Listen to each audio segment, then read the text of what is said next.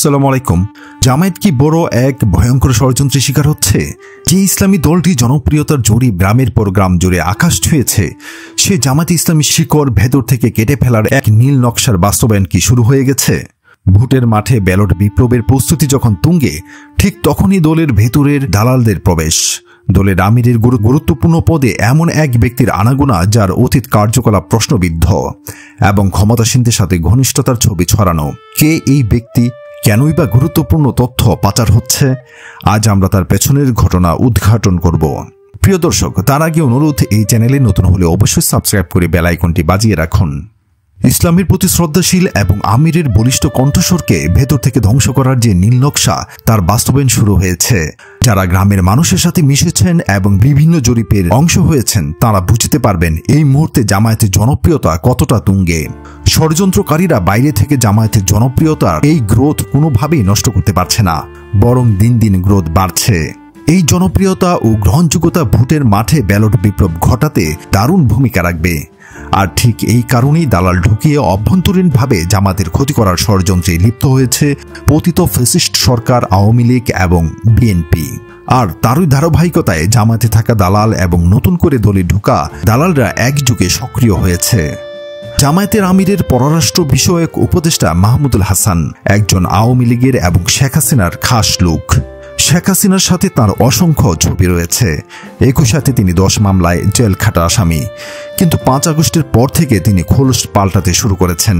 ওই ব্যক্তি জামাতের ভেতর ঢুকে দলের ক্ষতি করার চেষ্টা চালাচ্ছেন।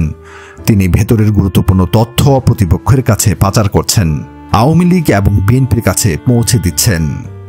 জামায়াতের রাজনৈতিক কাঠামোতে সেক্টর ভিত্তিক এক্সপার্ট নিয়োগ দেওয়াটা সত্যি একটি অত্যন্ত জরুরি ব্যাপার। তবে কোনো ব্যক্তিকে এমন গুরুত্বপূর্ণ পদে আনার আগে তার ব্যাকগ্রাউন্ড, অতীত কার্যক্রম এবং ব্যক্তিগত ভাবমূর্তি যাচাই করা অপরিহার্য। তা না হলে যোগ্যতার পরিবর্তে বিতর্কিত চরিত্রের মানুষ উঠে এলে পুরো সংগঠনের ভাবমূর্তি ক্ষতিগ্রস্ত হবে, যেটা এখন হচ্ছে। জামায়াতের বুদ্ধিজীবী মহল কি এতই খারাপ যে এরকম ব্যক্তির কাছ থেকে দলের সর্বোচ্চ নেতার পরামর্শ নিতে হবে? কেউ কেউ যুক্তি দেখাচ্ছেন পররাষ্ট্র উপদেষ্টা মাহমুদের কারণেই নাকি জামায়াতের সাথে সম্পর্ক বাড়িয়েছে বিদেশি দূতাবাসগুলো। কিন্তু বাস্তবতা হলো, জামায়াতের জনপ্রিয়তা এবং ক্ষমতায় আসার সম্ভাবনার জন্যই বিদেশিরা জামায়াত তোষণ নীতি বেছে নিয়েছে। ডাকসু এবং জাকসুতে শিবিরের জয় জয়কারের আগে বিদেশিদের এত আনাগোনা ছিল না। এরা স্বার্থের বাইরে এক পাও ফেলে না। সুতরাং উপদেষ্টা মাহমুদ জামায়াতের বিশাল উপকার করে ফেলেছেন, এটা ভাবার কোনো কারণ নেই। জামায়াতের আগের নেতাদের মধ্যে আন্তর্জাতিক বিষয়গুলো সবচেয়ে ভালো বুঝতেন ব্যারিস্টার আব্দুর রাজ্জাক এবং মোহাম্মদ কামরুজ্জামান। এই দুইজনের দেশের বাইরে কানেকশন ছিল ব্যাপক শক্তিশালী। মালয়েশিয়ার বর্তমান প্রধানমন্ত্রী আনোয়ার ইব্রাহিম জামায়াতের প্রয়াত নেতা মোহাম্মদ কামরুজ্জামানের বন্ধু ছিলেন। আরেক প্রয়াত নেতা ব্যারিস্টার আব্দুর রাজ্জাকের সাথে তুরস্কের প্রেসিডেন্ট এরদোয়ান এবং তিউনিসিয়ার রশিদ ঘানুশির সরাসরি যোগাযোগ ছিল। তাদের কারণেই বলা চলে গোটা মধ্যপ্রাচ্য জামায়াতকে এত সমর্থন এখনও দেয়। কিন্তু এখন কি সব যদু মধু কদুদের দিয়ে রাখছে এসবের সেক্টরে? অথচ সাবেক শিবিরের ভেতরে খুঁজলেই মাহমুদের চেয়ে শত শত গুণ অভিজ্ঞ ও দক্ষ পররাষ্ট্র উপদেষ্টা পেতেন। জামায়াতের ভেতর যে অনভিজ্ঞ মানুষ ঢুকে গেছে, তার আরেকটি বড় প্রমাণ হলো লোগো পরিবর্তন। কি হইচইটাই না হয়ে গেল! এই লোগো পরিবর্তন কেউ ষড়যন্ত্রের অংশই মনে হচ্ছে। যেখানে এটার কোনো দরকারই ছিল না, সেখানে এমনভাবে পরিবর্তন করা হলো যে তা ঘিরে সমালোচনা আসতে বাধ্য। বলতে পারেন পরে বাদ দিয়েছে, কিন্তু যে কাজটা করার পর বাদ দিতে হয় সেটা তো দিন শেষে বিতর্কিতই। জামায়াত এমন কাজ কেন করবে? এই লোগোর ব্যাপারটাও মনে হচ্ছে হাসিনা প্রেমী উপদেষ্টা মাহমুদের আইডিয়া। কোনো এক দেশের কূটনীতিকের সাথে সাক্ষাতের সময় এটি জামায়াতের আমিরের পেছনে ঝুলানো বুদ্ধিটা সেই দিয়েছিল, কারণ লোগোর বিষয়টি নিয়ে সমালোচনা ওই বৈঠকের পরই হয়েছিল।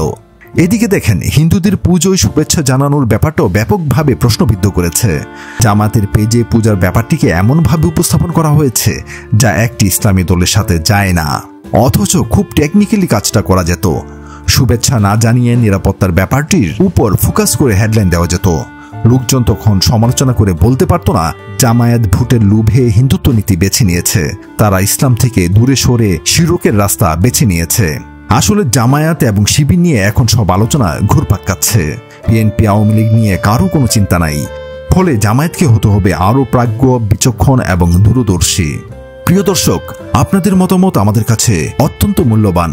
আপনার কি মনে হয় জামাতের ভিতরে এই অনুপ্রবেশ এবং বিতর্কিত সিদ্ধান্তগুলো কি সত্যিই একটি সুদূর প্রসারী ষড়যন্ত্রের অংশ? জামাতকে কি আরো কঠোরভাবে নিজেদের ভেতরের শুদ্ধি অভিযান চালানো উচিত? আপনার মূল্যবান মতামত অবশ্যই আমাদের কমেন্ট করে জানান। আর এই চ্যানেলে নতুন হলে অবশ্যই সাবস্ক্রাইব করে বেল আইকনটি বাজিয়ে রাখুন, যাতে দৃষ্টিকোণ থেকে আসা কোনো গুরুত্বপূর্ণ বিশ্লেষণ আপনার চোখ এড়িয়ে না যায়। আমাদের সাথে থাকুন। আল্লাহ হাফেজ।